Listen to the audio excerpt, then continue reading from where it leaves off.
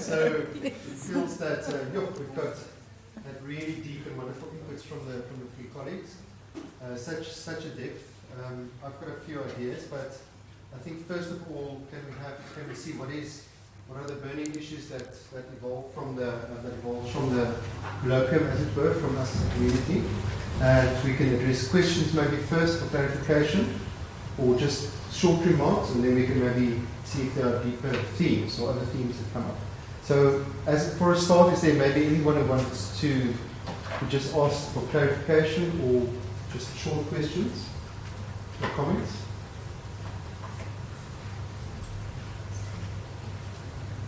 I think the way we put the chair is totally wrong. Because we didn't have enough space. We should sit in circles and stuff. Because the space is now forcing us to not want to talk. Anyone, please. Jyoti, can I ask a question of one of the panelists? Use the box. Okay. I just wanted to know, it was just really interesting, the presentation from Sonia, and I'm sort of very grateful for the kind of work that you're doing that's bringing a sort of academic lens and sort of deep questioning about what we're doing and not just doing it, as you said.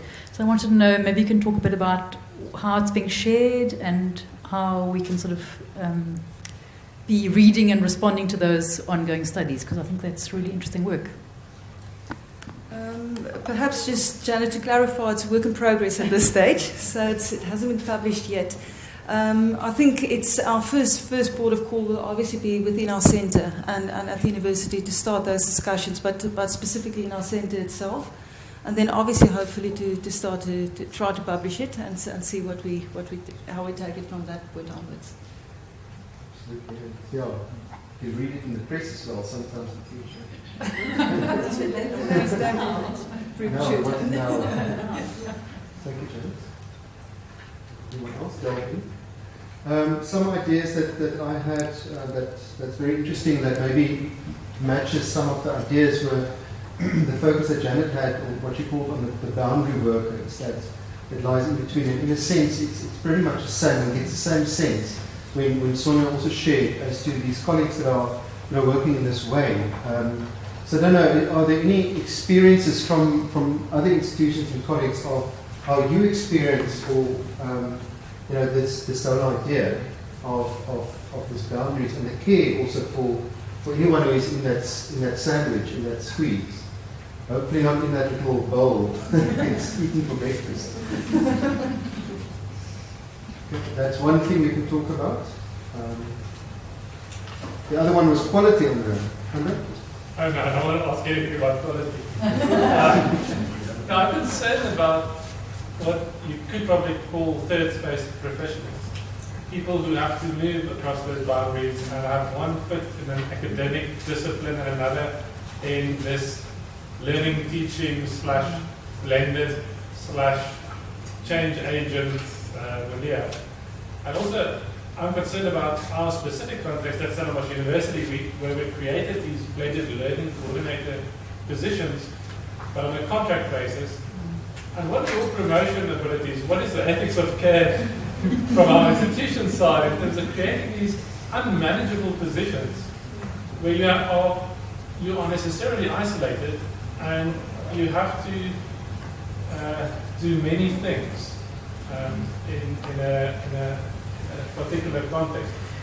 And I'm interested to know as well what other institutions do, and how, if we were to have a similar problem across all the universities in the SADC region, can't we help to take the learning that happens and generalize it so that we can really optimize all the different lessons that we're learning in these different positions? Too many questions in one. So my reaction is more kind of a gut reaction, but I think the issue that we're touching on here is really important for blended and online learning. The identity of the, call it in the academic development professional practitioner, the way that they are seen as knowledge partners who have an equally valuable role to play as, let's say then, pure academics. One of the presentations even touched on the sort of identity of IT professionals And the changing role I think that IT professionals play in being equally valuable knowledge partners. And I think there's a kind of a very fundamental shift in thinking that's at play here, which I'm not sure is always permeating through to the echelons of power that, sort of talk about role descriptions for people involved in. Sometimes they're even called administrative staff, which I think is very unfortunate. But the professional status that is, and institutions ascribe power and authority by the names they give to people and to centres.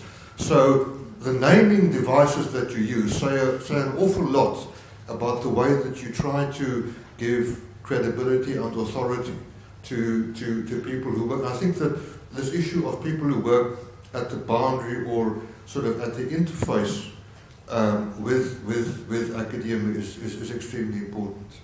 And I think that there is a role to play, pushing Sarua now, but I mean, that's one thing that we could look at. And I think if it's a problem in South Africa, is it not perhaps even more of a problem within the SATC as a whole?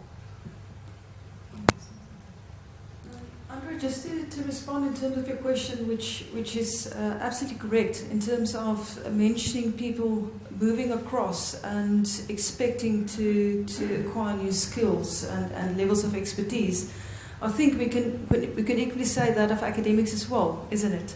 In this, specifically in this, under this umbrella of technology enhanced learning, speaking about the whole notion of identity, not only as a so-called then academic developer, but as an academic as well, you're forced in a sense to start to engage with skills or with approaches that you're not necessarily either interested in, skilled, but it's more and more this movement is just towards that you need to, let's call it jump on the bandwagon, for lack of a better word at the moment.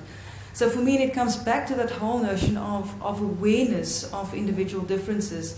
For me, the question is rather, how do you manage that? In the whole field of education, surely we cannot expect people to tick boxes and to be forced into a certain way. That whole tension about academic freedom as well. And how do we bring those two things together? It's a world that's ever evolving and quickly evolving, but equally also our own academic integrity and identity. How do you manage those tensions between the two as well? Which I don't have an answer at this stage.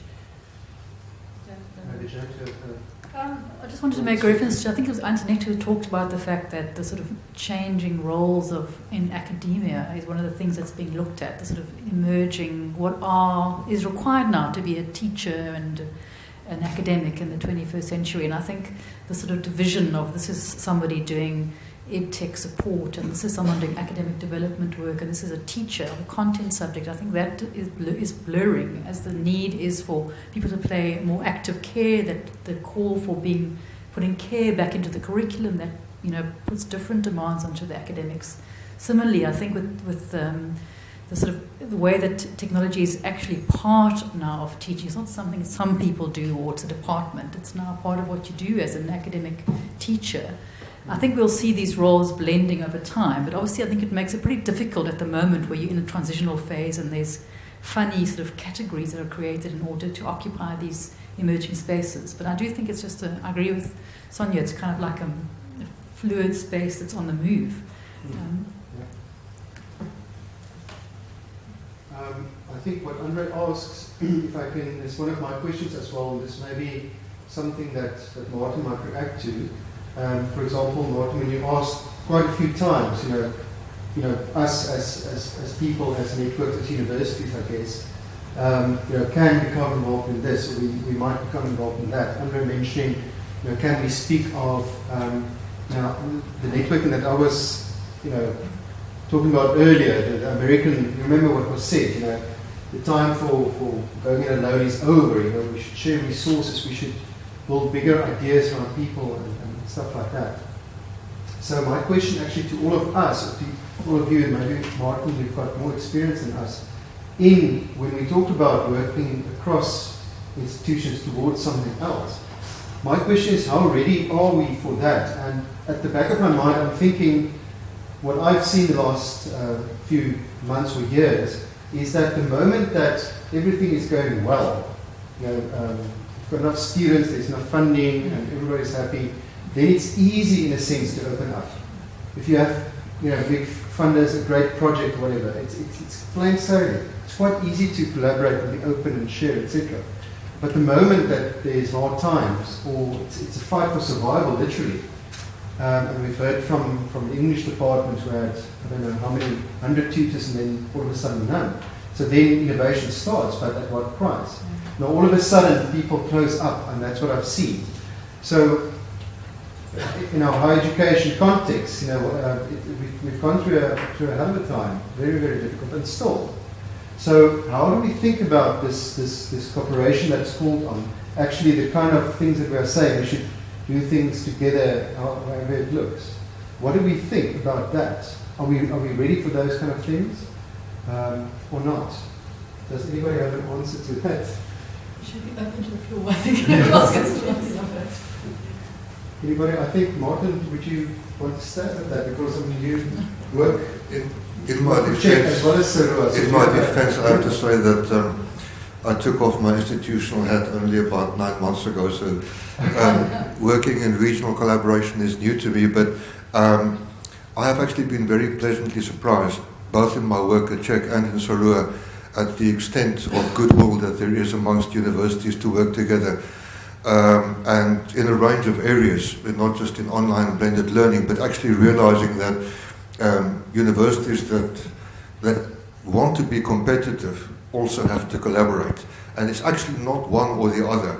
And I think that there's sometimes a fallacy that if you to preserve your competitive advantage, you shouldn't collaborate or, sort of in a sense give away too much. But actually, collaboration supports you to actually be better, and working together, sharing resources and sharing ideas is going to strengthen institutions and the sector as a whole. That's why I really liked one of the opening slides that you had this morning, where it was talking about the time for trying to go it alone is past.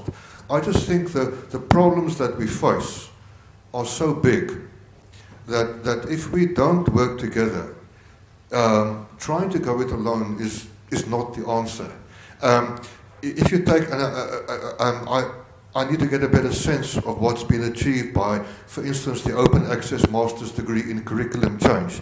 But the point is that 7 universities get together, they realize this is a massive continental and global problem, and they work together to develop curriculum resources. The way that they customize them, the way that they create a unique learning environment for their students is their choice, but they've worked together to develop the teaching, the curriculum materials, the resources that they can use to present really good programs. So it's this kind of sense of working together to support each other in developing really good curriculum materials and the resources. Think about learning repositories. We shouldn't all be developing our own learning repositories. There are huge opportunities for working together. I think some people have mentioned today the way that learning repositories and learning objects can be created and can be shared, but it's the way that you use them in customizing a learning experience that becomes institutional. And we can share on that, but we can work together as well. We can work together, and we do work together. I mean, the Koali community was one example of working together to create really good learning management systems, but each institution obviously has to then make it work for themselves as well. Thank you. That gives me hope if you talk it that way. Keep talking. I think I just thought of my own examples of how they could work, and it's often smaller things. So if I could just point to Janet Sakana and Andrew, for example, when we wanted to do our first MOOC, one and only for now, the college was so generous because they've been at it for a year or two before us. And that kind of generosity. So it's not always even, it must be signed and sealed and delivered, with contractor stuff. It starts with the sharing of ideas and support and that kind of thing. And so I guess I'm answering my own question. It starts with that. Or the openness when we speak with colleagues, with Dolf or with Gerard or Gerrit that we met earlier. Just around, what are you guys doing? Or Saki, what are you guys struggling with? I mean, it starts there, opening up conversations, I guess. Right, so we've answered that question. The other thing that it looks like in Afrikaans we say, die tap klip uit 'n bloed uit die klip uit. It really feels like this now. You guys are all looking quite tired. So I'm not going to push too much, but I think there are two important things that came up that Janet started, I think, and that we could maybe reflect on a little bit further if we want to. And this is the idea of how the focus on pedagogy actually has been sharpened through all of these new happenings, and we've heard Adolf has also mentioned, others have mentioned before. So is it true that that is indeed happening? I mean, I know in conversations that it is happening, but maybe we could just have some remarks from elsewhere that kind of mechanism of, delving into the online. You said the online is almost like a litmus test of where people are and how they approach things. I don't know, do you think that's a viable theme for us?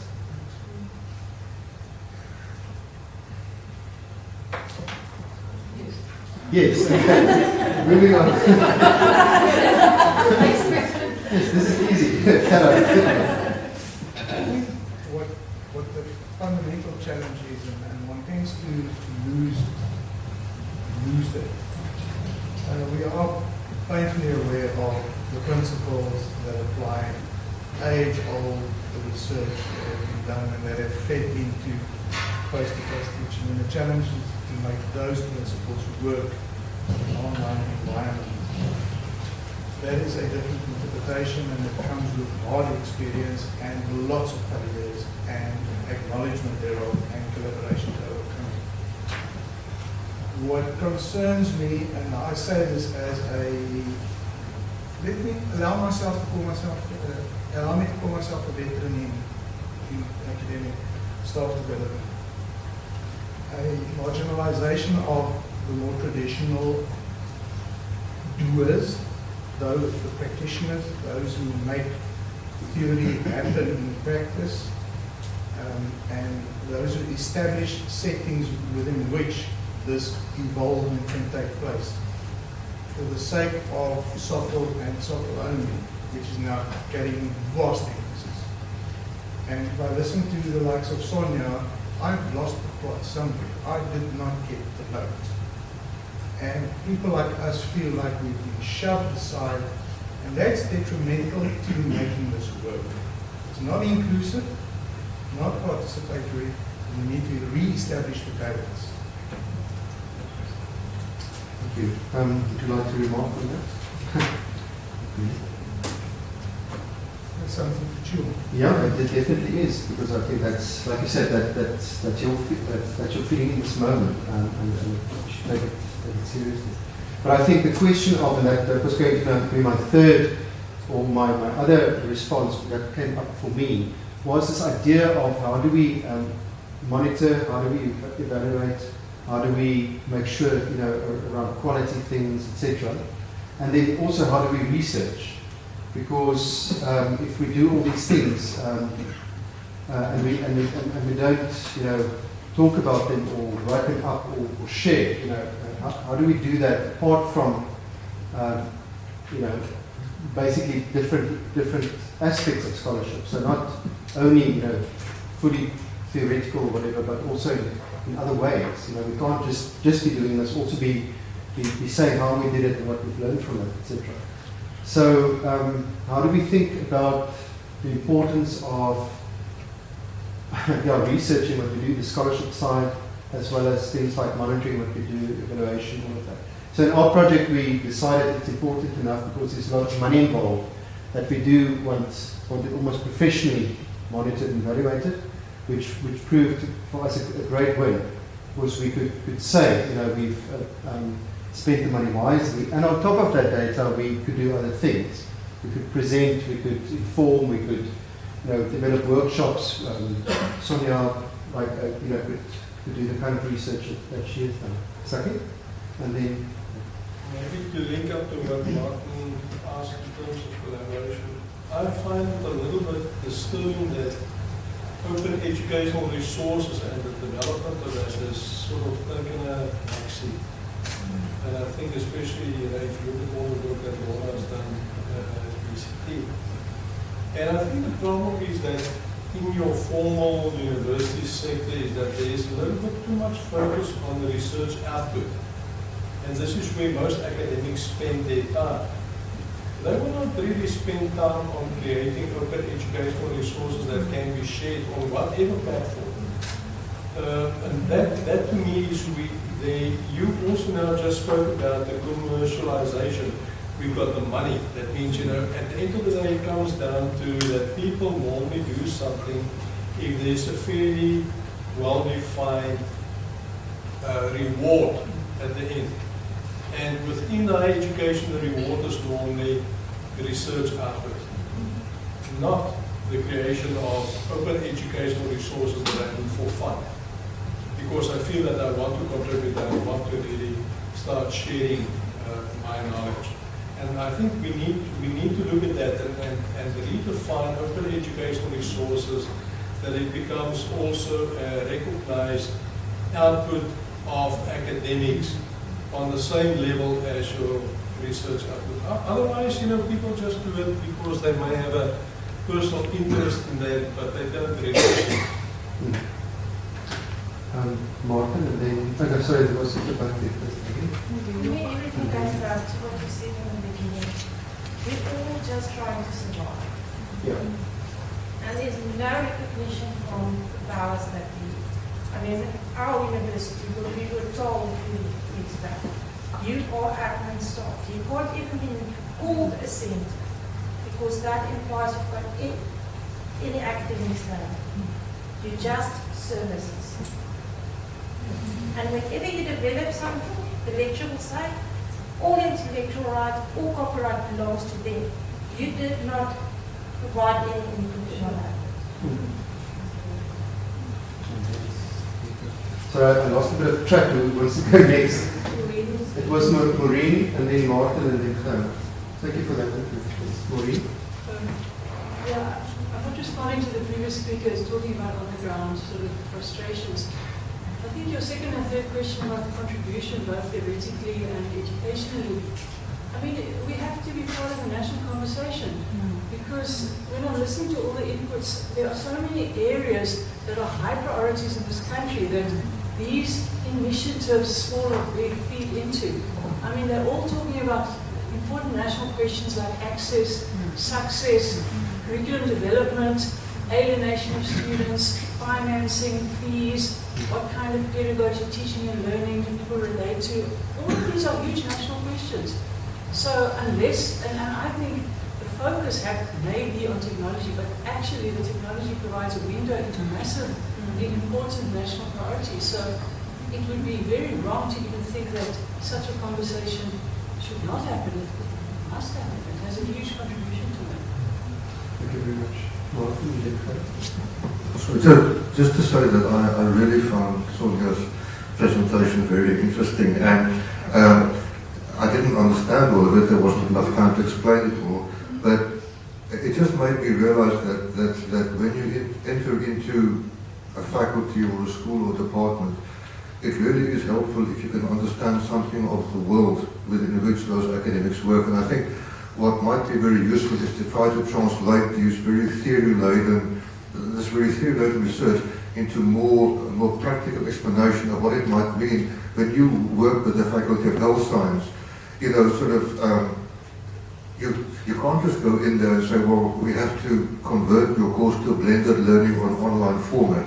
You have to engage in a conversation with them and understand the world that they live in. I think if one could try to translate that into more, the word isn't practical, but sort of perhaps more easily understandable, accessible language, I think that would really be extremely useful.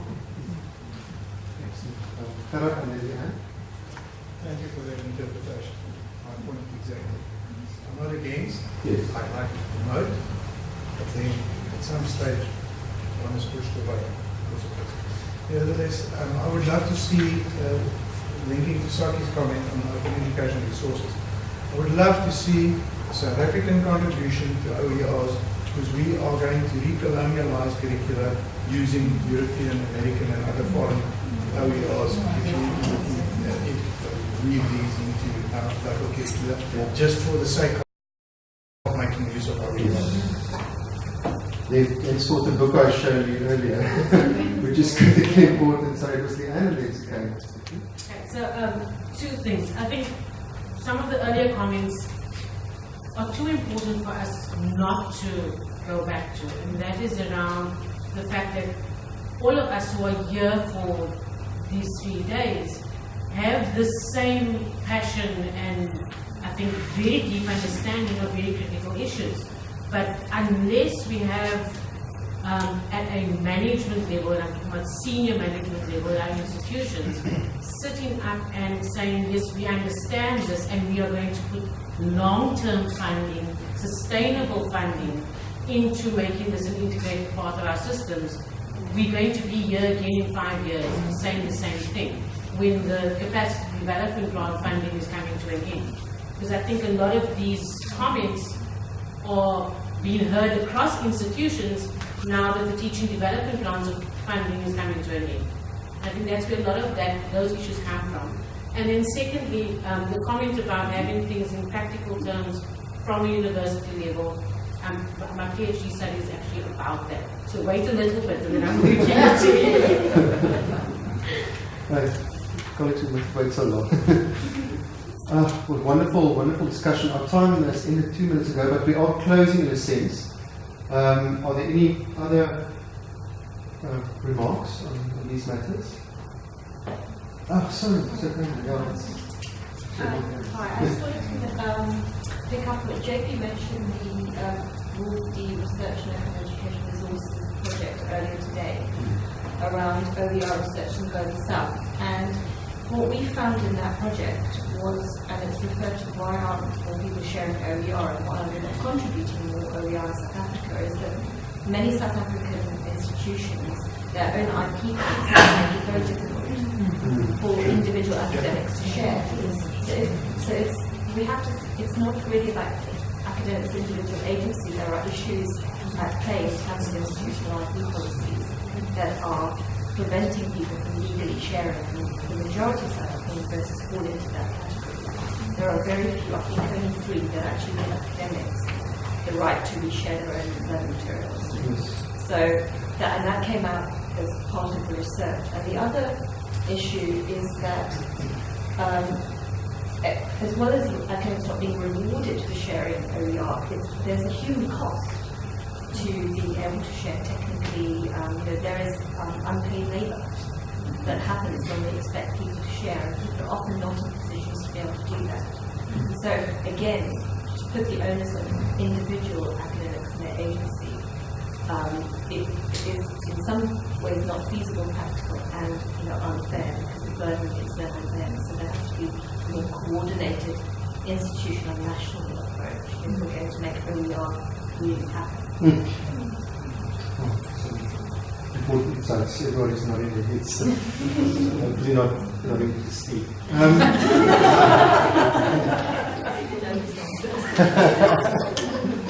Right, I wanted to really torture you. I wanted to really torture you guys and you share free among each other what you've learned. I'm not going to spare you that. I have a feeling that with this last discussion, we're really surfacing, I think, some of the knowledge, some of the very, very important issues. And I guess because we're a mixed audience in that sense, from different institutions, from more academic side of support, our own institution and others, etc. It is very interesting to see the commonalities also, I guess, of the challenges we have, but then also I hope of the opportunities that we might have to address them. Are there any more remarks before I close the day? Okay. Thank you very much to all the contributions. Hopefully we see everyone more or less tomorrow at 9 o'clock as well. I'm looking forward to the symposium tonight. So come prepared for that and for very deep discussions. We'll solve all the issues tonight. And then we see each other tomorrow. And please come. And I think our closing session, I just wanted to put an ad on that. Our closing session will be important, I think, and also good. Because I think these kind of things that we're now sharing like this, we are going to try and harness them and put them on artifacts that we have, that we can study, that we've got some kind of output of our 2 days together. It might only be challenges, but it also might be opportunities, as I've said. And please remember, I wanted to put it up again, but I won't now. Remember the SIN framework.